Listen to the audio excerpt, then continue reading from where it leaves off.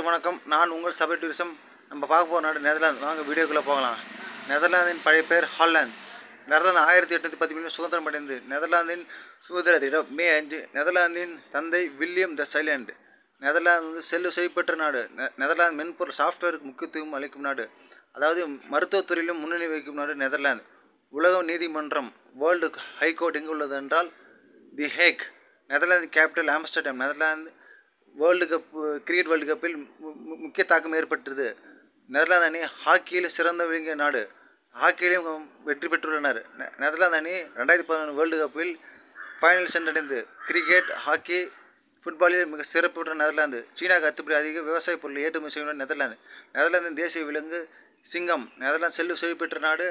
நெதர்லாந்தில் அதிகமாக மலைகள், இயற்கை வளங்கள் கொண்ட நாடு. நெதர்லாந்து மக்கள் உலக மகிழ்ச்சியில் முக்கிய ஒரு பங்கு வகிக்கின்றனர். மறக்காமல் லைக் பண்ணுங்கள், ஷேர் பண்ணுங்கள், சப்ஸ்கிரைப் பண்ணுங்கள். நம்ம சேனல் சபை டூரிசம் 1995.